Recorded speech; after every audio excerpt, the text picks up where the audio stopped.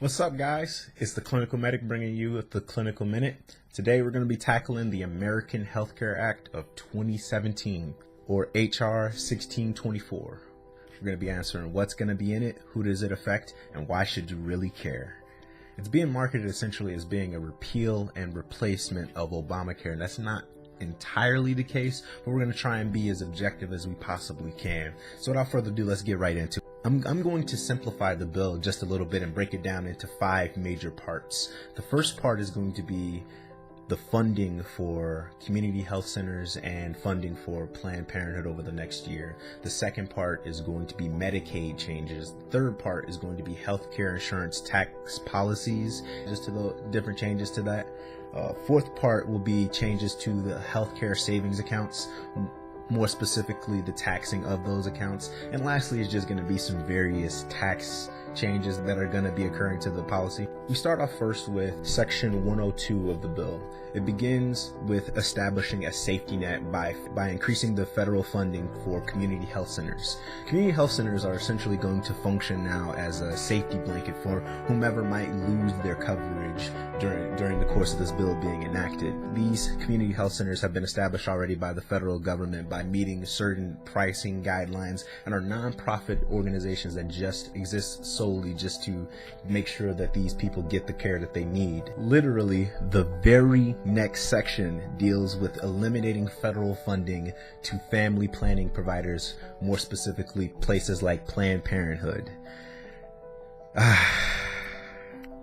Full disclosure, people, ever since 1976, when the Haines Agreement was agreed upon, there is no way that federal money will ever be used for abortions, with the exception being for abortions that are medically required for the life of the mother, or they are a product of rape or incest. Let's just get that off of the table right off jump. And it's important to understand that Planned Parenthood offers different types of services that aren't abortions. So by ripping this federal funding from this place, you're doing a lot of people a great disservice. And by ripping federal funding, I don't mean as there was a pot of money that was specifically going to places like this, but it was that these places, if someone was seeking care at one of their facilities that had Medicare or Medicaid, they would be able to bill those places and get payment for that. Right now, those payments would be rejected under this bill. I don't necessarily agree with that, but to each is his own. So now we break into the second part of the bill, which are the Medicaid changes. And first and most importantly, the first change that is being done is the lowering of the minimum income threshold to qualify for Medicaid, dropping from 133% to just 100%, which is very good because you're going to have a lot more individuals that are now going to be able to qualify for that sort of thing. And that depends on the federal poverty line for that area as well. The second one is that there's also a provision in this document to kind of establish a cap, if you will, for each state of how much Medicaid funding that they would receive. Under the old bill, the federal funding would always equate to whatever Medicaid was being used if your state opted into the program. But now there's going to be a cap, if that makes sense. And that cap's going to be determined by 5 different factors. Those factors are how many elderly people that you have, how many disabled and sick individuals that you have, how many children that you have, how many people who were just newly enrolled in Medicaid as a result of the Affordable Health Care Act, and then all of the rest of the people, if that makes sense. Hopefully that's weighed. It's not very specific on how exactly it'll do the math, but we're just hoping that those individuals who are elderly count for more than individuals who are healthy. One of the next things that it drops a measure that if your state did not provide necessarily Medicaid, they would have to provide a service that was similar. And there were regulations that made sure that certain essential health benefits, like for example, emergency services, hospitalization, maternity and newborn care, prescription drugs, and other things like that were definitely covered under those programs. There's the elimination of that requirement. And then next we move into the part of the bill that deals exclusively with the health insurance changes.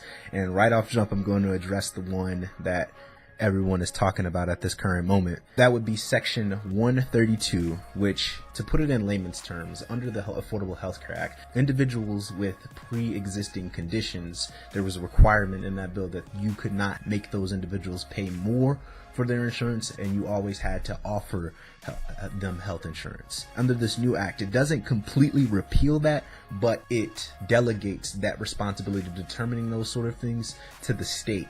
And then depending upon where you live, this could be a really bad thing or a really good thing.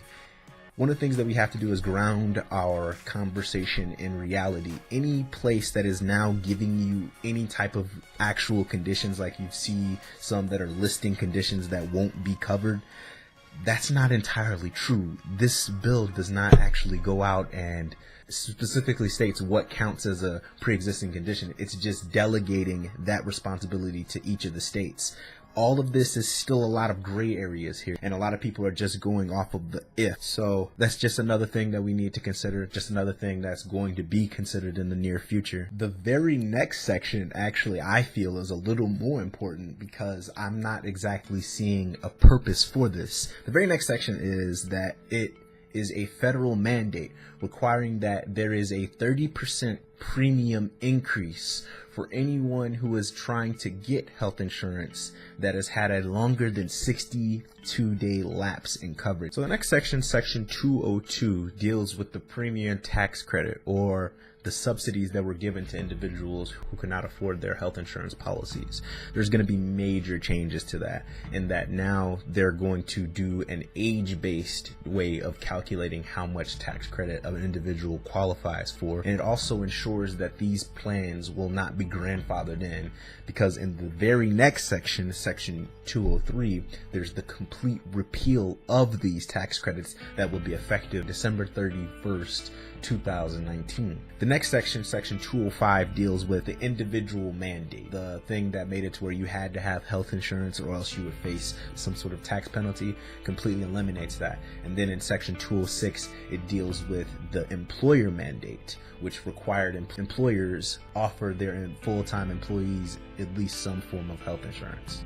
And now we move on to part 4, which deals exclusively with the health savings accounts. These measures are just going to make these health savings accounts a lot more attractive to people. They're going to include, but not limited to, an increased tax on contributions that are used for not health reasons, reduces distribution tax from 20% to 10%, permits both spouses to make catch-up payments, and lets the health savings account pay for expenses that are incurred before the account was established. And then lastly, we have part 5, which is just the repeal of those certain consumer taxes, which include things like the repeal of a 10% tanning tax, the repeal of a 3.8% tax of the net investment income of individuals. Just a couple different things. There's only 4 parts that deal with that. All right, that's all the time that we have. I know that our especially sharp viewers probably